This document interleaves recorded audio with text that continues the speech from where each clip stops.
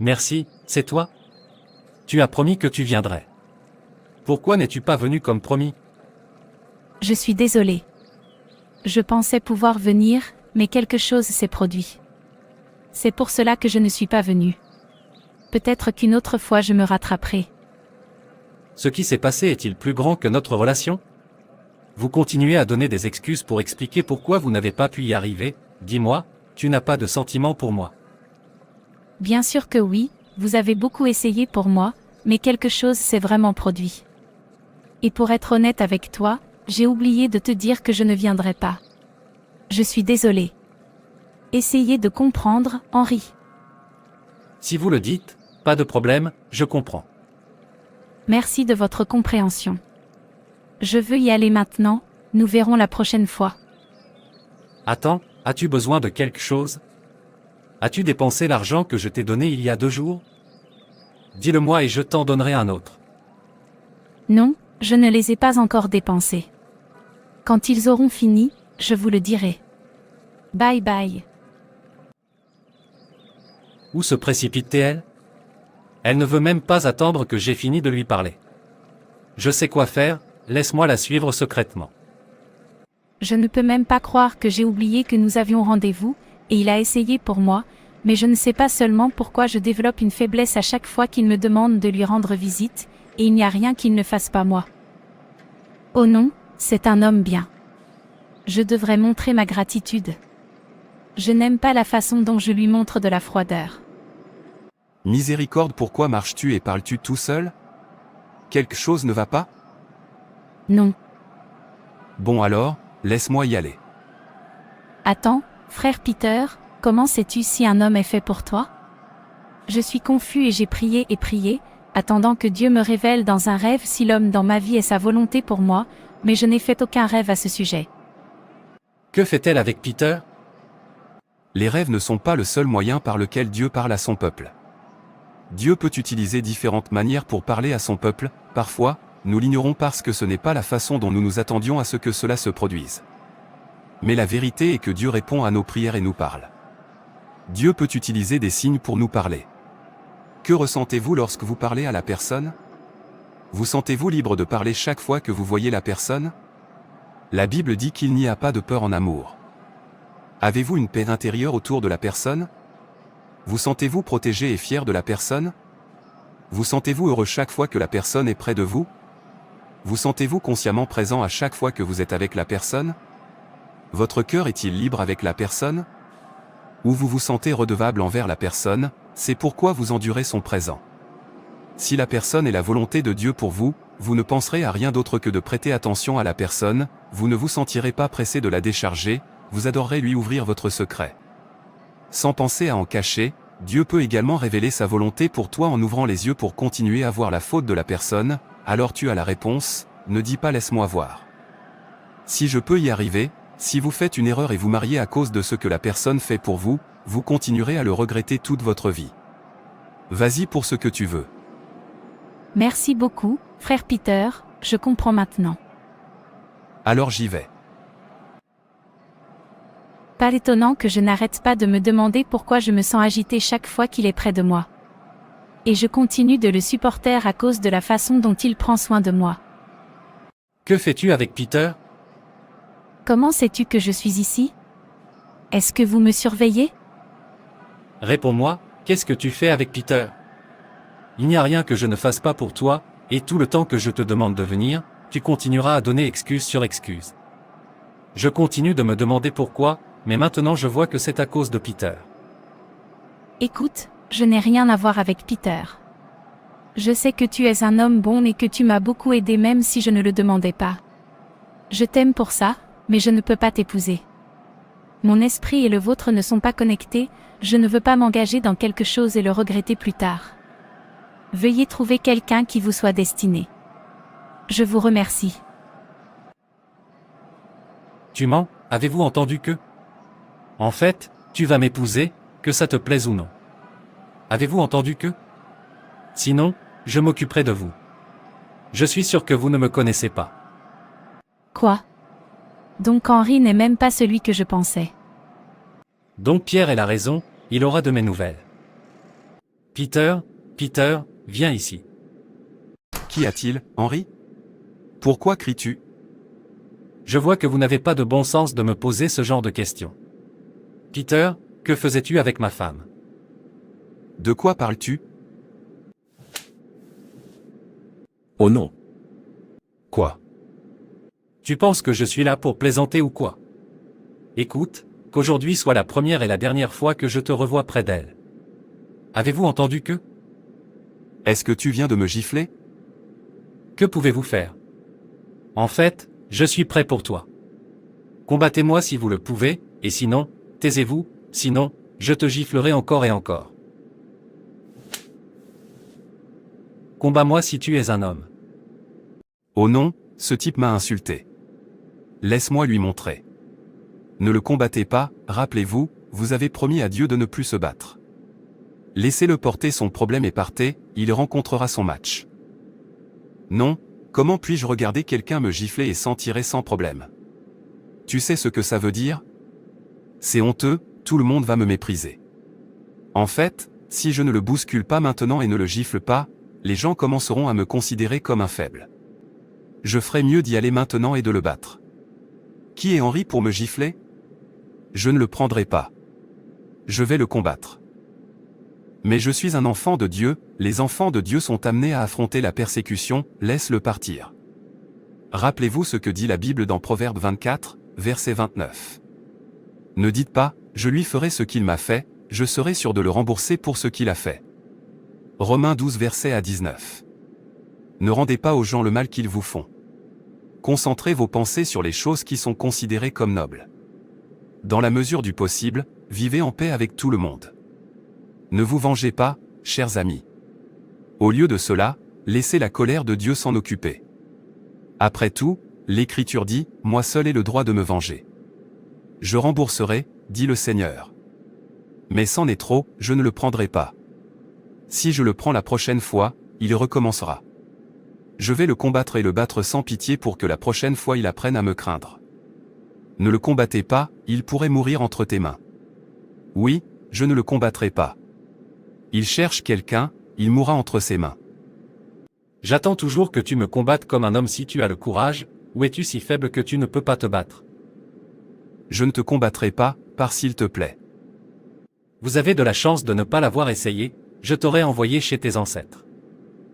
Qu'est-ce qui ne va pas avec ce Pierre? Comment peut-il supporter ce genre d'humiliation? J'aimerais que ce soit moi, j'aurais eu affaire à lui. J'espère que je ne suis pas celui dont vous parlez. Larry. Laissez-moi le garder silencieux, je ne lui répondrai pas. Il peut mourir facilement, je ne veux pas le combattre. Je vais le battre, qu'il meure s'il veut mourir, il pense qu'il est plus fort que tout le monde dans cette enceinte, je lui montrerai qu'il n'est rien, oui, je lui montrerai qu'il n'est rien, laissez-moi le quitter, non, je ne le quitterai pas, je ne le quitterai pas, c'est trop pour lui. Et si vous l'êtes? Que ferez-vous? Comment oses-tu? Oh non, tu penses que je suis Peter. Quand j'en aurai fini avec toi, tu ne gifleras plus personne. Ma tête, ma tête. Oh non. Non, non, il est mort. Vous l'avez tué. Larry a tué Henry. Cela ne peut pas être vrai. Qu'est-ce que j'ai fait? J'aurais dû le laisser partir. Vous êtes en état d'arrestation pour le meurtre de Monsieur Henry, maintenant, déplacez-le. Officier, je n'avais pas l'intention de le tuer, il m'a giflé, et je lui ai rendu la gifle, c'est tout. Vous feriez mieux de garder le silence, car tout ce que vous direz sera utilisé contre vous au tribunal. Maintenant, bouge. Oh non, qu'est-ce que j'ai fait? Je n'aurais pas dû le combattre, j'aurais dû m'en aller, j'aurais dû écouter la voix qui dit de ne pas se battre, mais de l'ignorer. Maintenant, regarde-moi, je vais passer le reste de ma vie en prison. Je n'ai jamais su qu'Henry était un corps ambulant à la recherche de quelqu'un à mettre en difficulté. Ça aurait pu être moi. Oh mon Dieu, je te remercie de m'avoir fait écouter. Peter, comment saviez-vous qu'il allait mourir si vous le combattiez? Je choisis d'écouter la voix de Dieu, de ne pas le combattre. Vous écoutez la voix de Dieu, comment savoir quand Dieu vous parle, surtout lorsque vous êtes provoqué? Celui qui est de Dieu entend les paroles de Dieu. La raison pour laquelle vous ne les entendez pas, c'est que vous n'êtes pas de Dieu. Jean 8 verset 47. Mes brebis entendent ma voix, et je les connais, et elles me suivent. Je leur donne la vie éternelle, et ils ne périront jamais, et personne ne les arrachera de ma main. Jean 10 versets 27 à 28. Car Dieu parle d'une manière et de deux, bien que l'homme ne s'en aperçoive pas. Dans un rêve, dans une vision de la nuit, où le sommeil profond tombe sur les hommes, pendant qu'ils dorment sur leur lit, Job 33 versets 14 à 15. Vous parlez encore par énigme, fais-moi comprendre. Comment savoir quand Dieu vous parle pendant la journée? Quand tu fais face à des défis. Chaque fois que vous rencontrez un problème, écoutez-vous profondément. Il y a deux voix dans chaque cœur humain qui parlent en même temps, l'un est très doux, l'autre est très bruyant et offre un gain rapide grâce à l'offre. Bien souvent, nous le suivons et le regrettons plus tard, mais si vous êtes un véritable enfant de Dieu, vous comprendrez que lorsque Dieu vous parle, cela attirera votre attention et vous rappellera les attributs de Dieu, il vous rappellera les conséquences de ce que vous vous apprêtez à faire, puis vous demandera de vous calmer et de lâcher prise. Ce n'est pas difficile à savoir car cela est en accord avec la parole de Dieu, bien que Satan puisse parfois également utiliser la parole de Dieu pour nous parler. Alors pour être sûr de celle qui est la voix de Dieu, demandez-vous, si Dieu est physiquement avec moi maintenant, que voudrait-il que je fasse? Laquelle de ces deux voix me donnera la paix à la fin? Ne vous concentrez pas sur ce que vous gagnerez au début. Concentrez-vous sur ce que sera la fin, sur ce que Dieu aime vraiment et sur les conséquences d'un tel acte, alors vous comprendrez très clairement laquelle est la voix de Dieu. La voix de Satan ne pourra jamais vous rappeler les conséquences qui suivront, tout ce qu'il vous montrera, c'est le plaisir que vous y prendrez, le nom que vous vous ferez et les éloges que vous en tirerez. La voix de Satan se concentre sur l'orgueil, le plaisir et le gain. Par exemple, s'il s'agit de voler, la voix de Satan vous dira, « Savez-vous combien vous gagnerez si vous réussissez ?» La voix de Dieu dira, « Si tu es pris, souviens-toi que tu seras tué et déshonoré. » La voix de Satan continuera à vous pousser en disant, « Je suis intelligent. Laissez-moi bien planifier cela pour que personne ne m'attrape parce que j'ai besoin de cet argent. Avec cet argent, la moitié de mon problème sera résolue. » Vous voyez, la raison pour laquelle nous suivons la voix de Satan est parce qu'elle nous procure du plaisir, un gain rapide et de l'orgueil, et c'est ce que notre chair désire, mais la voix de Dieu souffre longtemps, d'humiliation, de douleur et d'endurance et donne la paix à tout moment. La faim, mais notre chair déteste ces longs processus et les aime vite. Ce n'est pas que nous n'entendons pas la voix de Dieu, mais nous choisissons de l'ignorer à cause du gain et du plaisir rapide. Larry a choisi de se battre, non pas parce qu'aucune voix ne lui dit de le laisser partir, mais parce qu'il voulait que tout le monde le voie comme un vrai homme, il voulait montrer qu'il avait du pouvoir, il voulait gagner les éloges et le respect des gens, alors il a permis à l'orgueil offert par Satan et à l'amour charnel de couvrir la voix de Dieu qui lui disait de ne pas se battre, de suivre la voie et la volonté de Dieu.